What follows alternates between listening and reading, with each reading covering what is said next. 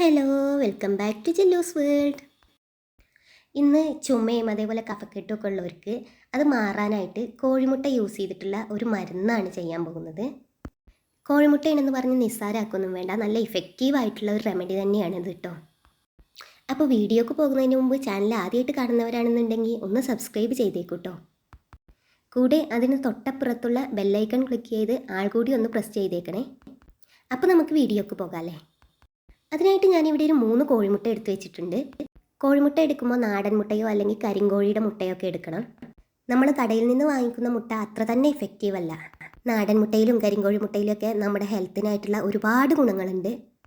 നാടൻ മുട്ടയ്ക്ക് മറ്റു മുട്ടകളെ അപേക്ഷിച്ച് വലിപ്പം കുറവായിരിക്കും. അതേപോലെ ഇതിൻ്റെ മഞ്ഞ കരുവിനും നിറമൊക്കെ കൂടുതലായിരിക്കും.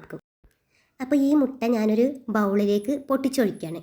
ഇപ്പോൾ കണ്ടില്ലേ, ഇതിൻ്റെ മഞ്ഞ കരുവൊക്കെ നല്ല ഡാർക്ക് യെല്ലോ കളറാണ്. ഇനി ഇതിലേക്കായുള്ള ബാക്കി മസാലകൾ നോക്കാം.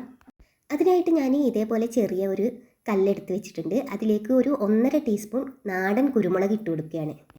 അതിൻ്റെ കൂടെ തന്നെ ഒരു 1.5 ടീസ്പൂൺ ചെറിയ ജീരകം കൂടി ചേർത്ത് കൊടുക്കുകയാണ്. ഇനി ഇത് രണ്ടും കൂടി നന്നായിട്ടൊന്ന് ചതച്ചെടുക്കണം. നല്ല ഫൈൻ പൗഡറായി പൊടിച്ചെടുക്കണ്ട, ജസ്റ്റ് ചതച്ചെടുത്താൽ മതി. കുരുമുളക് പൊടി ചേർക്കുന്നതിനേക്കാൾ നല്ലത് കുരുമുളക് ഇതേപോലെ ചതച്ചെടുത്ത് ചേർക്കുന്നതാണ്. ഇനി ഈ ചതച്ചെടുത്ത പൊടി നമ്മൾ നേരത്തെ ഉടച്ചു മാറ്റി വെച്ചിട്ടുള്ള മുട്ടയിലേക്ക് ചേർത്ത് കൊടുക്കാം. അത്യാവശ്യം നല്ല എരിവ് കിട്ടേണ്ട അത്ര തന്നെ ചേർത്ത് കൊടുക്കണം കേട്ടോ. അതിനുശേഷം ഒരു നുള്ളു ഉപ്പ് കൂടി ചേർത്ത് ഇത് നന്നായിട്ട് മിക്സ് ചെയ്തെടുക്കാം. ഇത് കഴിക്കുമ്പോൾ ഒരു ടേസ്റ്റ് കിട്ടാൻ വേണ്ടിയിട്ടാണ് ഉപ്പ് ചേർക്കുന്നത്. ഉപ്പ് ചേർക്കാതെ കഴിക്കാൻ കഴിയുന്നവർക്ക് അങ്ങനെ വേണമെങ്കിലും ട്രൈ ചെയ്യാം.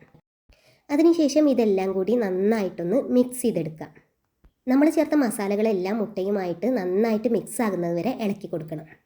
ഇനി ഒരു പാൻ അടുപ്പിൽ വെച്ച് അതിലേക്ക് കുറച്ച് ഓയിൽ തൂവിക്കൊടുക്കാം. അതിനുശേഷം ഈ മുട്ടയുടെ മിക്സ് കംപ്ലീറ്റ് ആയിട്ട് നമുക്ക് ഈ പാനിലേക്ക് ഒഴിച്ചു കൊടുക്കാം. പാനിൻ്റെ എല്ലാ ഭാഗത്തേക്കും മുട്ടയാകുന്നതിന് വേണ്ടി നമുക്കിതൊന്ന് ചുറ്റി കൊടുക്കുകയൊക്കെ ചെയ്യാം.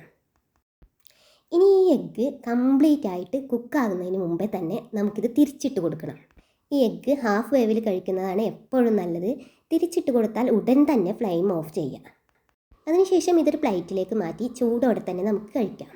അപ്പോൾ വിട്ടുമാറാത്ത ചുമയും കഫക്കെട്ടും ഒക്കെ ഉള്ളവർ ഇതൊരു 3-4 ദിവസം അടുപ്പിച്ച് കഴിക്കുകയാണെന്നുണ്ടെങ്കിൽ ഉടൻ തന്നെ മാറുന്നതാണ്. അപ്പോൾ എല്ലാവരും ഒന്ന് ട്രൈ ചെയ്ത് നോക്കാം കേട്ടോ. വീഡിയോ ഇഷ്ടമാവുകയാണെന്നുണ്ടെങ്കിൽ ലൈക്ക് ചെയ്യും, ഷെയർ ചെയ്യും, കമൻറ്റ് ചെയ്യും ഒക്കെ ചെയ്യുക. അപ്പോൾ വീണ്ടും കാണാം. ബൈ.